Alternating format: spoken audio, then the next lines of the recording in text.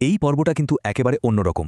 এখানে ছলনা আছে, মারাত্মক বিপদ আছে, আর আছে এমন এক সত্য যা গল্পের পুরো মোড়টাই ঘুরিয়ে দেবে। তো চলুন আর দেরি না করে ঢুকে পড়া যাক এই অসাধারণ পর্বের গভীরে। একদম শুরুতেই এই মারাত্মক হুমকি ভাবা যায়, এই একটা লাইনই কিন্তু পুরো গল্পের টোনটা সেট করে দেয়। বোঝাই যাচ্ছে এখানে একটা সাংঘাতিক ঝুঁকিপূর্ণ দর কষাকষি হতে চলেছে, আর উত্তেজনা এখন থেকেই তুঙ্গে। আচ্ছা, তাহলে ব্যাপারটা কি? গল্পের মূলে আছে লিন শুয়ান নামের এক সিনিয়র ডিসাইপল। সে 9 গড কনফারেন্স, যেটা কিনা একটা বিশাল সম্মানজনক সম্মেলন, সেখানে যাওয়ার জন্য একেবারে মরিয়া হয়ে উঠেছে। আর জাহাজে একটা সিট পাওয়ার জন্য সে যে কোনো কিছুই করতে পারে। তো জাহাজের শেষ টিকিটটা আছে আমাদের নায়কের কাছে। লিন শুয়ান প্রথমে নায়কের কাছে যায়, তারপর লিডারের কাছে গিয়েও অনুরোধ করে, কিন্তু লাভ হয় না। সোজা না করে দেয়া হয়। কারণটা খুব সহজ, আমাদের নায়ক কিন্তু নিজের যোগ্যতায় লড়াই করে ওই জায়গাটা পেয়েছে। কিন্তু অনুরোধে যখন কাজ হলো না, লিন শুয়ান তখন প্ল্যান বিতে চলে গেল। এবার সে টার্গেট করল আরেকজন জুনিয়র ডিসাইপলকে। তাকে এমন একটা লোভনীয় অফার দিল যা ফেরানো প্রায় অসম্ভব। বুঝতেই পারছেন নিজের স্বার্থের জন্য সে কতটা চতুর আর হিসেবি হতে পারে। তো সবাই এখন জাহাজে, 1 মাসের লম্বা যাত্রা। আর এই যাত্রাপথেই আমাদের নায়ক আর লিন শুয়ানের মধ্যেকার যে চাপা টেনশনটা ছিল, সেটা একটা ভয়ঙ্কর মাইন্ড গেমে পরিণত হয়। লিন শুয়ান এবার সরাসরি একটা ভয়ানক দাবি করে বসে। সে নায়ককে বলে তার মাস্টারকে রাজি করাতে, যাতে তাকেও শিষ্য হিসাবে নেওয়া হয়। আর নায়ক রাজি না হওয়াতে সে তার সেই পুরনো হুমকিতে ফিরে যায়। একটা মিথ্যা অভিযোগের ভয়, এমন একটা অভিযোগ যা নায়কের সম্মান এক মুহূর্তে শেষ করে দিতে পারে। কিন্তু আমাদের নায়কও কম যায় না। সে দারুণ একটা চাল দেয়। সে তাদের পাওয়ার লেভেলের বিশাল তফাৎটা তুলে ধরে। দেখুন, নায়কের পাওয়ার লেভেল হলো গো ট্রান্সফরমেশন, আর লিন শিয়ানের মহাযান স্টেজ, যেটা কিনা অনেক অনেক বেশি শক্তিশালী। তো নায়কের যুক্তিটা হলো, কেউ কি এটা বিশ্বাস করবে যে এত কম শক্তিশালী হয়ে সে তার থেকে অনেক বেশি শক্তিশালী একজনকে জোর করতে পারে? চমৎকার যুক্তি, তাই না? এই যুক্তিতে লিন শুয়ান একদম কোণঠাসা হয়ে পড়ে, আর তখন সে আবার তার কৌশল বদলায়। সে নায়ককে ড্রিঙ্কসের জন্য নিজের ঘরে ডাকে। নায়ক সাথে সাথেই বুঝে যায় এটা নির্ঘাত একটা ফাঁদ। কিন্তু লিন শুয়ান প্রায় জোর করে টেনে হিঁচড়ে তাকে নিজের ঘরে নিয়ে যায়, যে ঘরটা মদের বোতলে ভর্তি। পরিস্থিতি কিন্তু আরও জটিল হয়ে উঠছে। আর ঘরে ঢোকার পরেই যা হওয়ার তাই হলো। লিন শুয়ান খুব তাড়াতাড়ি নেশায় বুঁদ হয়ে যায় আর একেবারে নায়কের কোলের ওপর ঢলে পড়ে।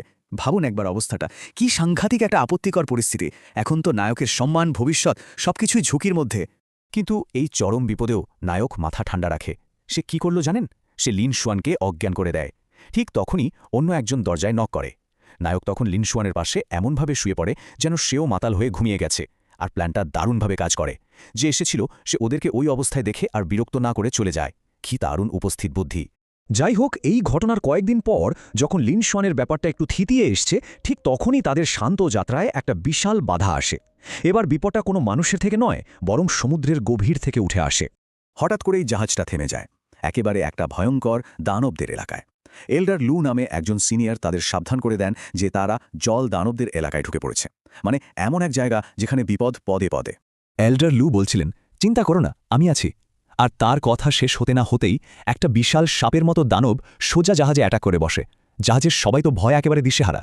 কিন্তু এল্ডার লু, তার শক্তিটা একবার দেখুন।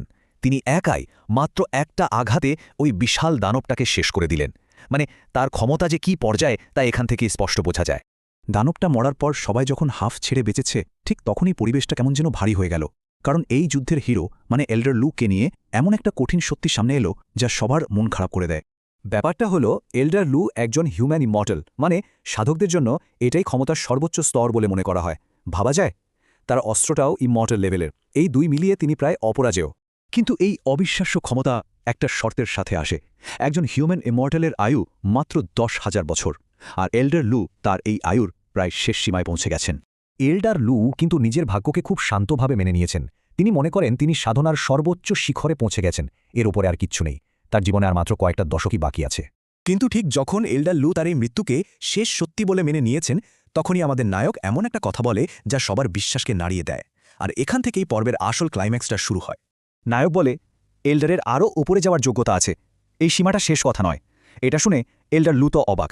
তিনি সোজাসুজি বলে দেন, হিউম্যান ইমর্টাল লেভেলের ওপরে আর কোনো স্টেজ নেই, এটাই সাধনার শেষ পথ। আর ঠিক তখনই নায়ক যে প্রশ্নটা করে, সেটাই এল্ডার লুকে চমকে দেয়। আপনি কি ট্রাইবুলেশন পার করে সত্যিকারের অমর হওয়ার কথা বলছেন? এই ট্রাইবুলেশন হলো এক পৌরাণিক পরীক্ষা, যা পাস করতে পারলে সত্যিকারের অমরত্ব পাওয়া যায়। এল্ডার লু সঙ্গে সঙ্গে বুঝতে পারেন যে নায়ক হয়তো এমন এক পথের কথা জানে যা তার জানা সমস্ত জ্ঞানের বাইরে। আর এখানেই পর্বটা শেষ হয়। দারুণ একটা মোড়, তাই না?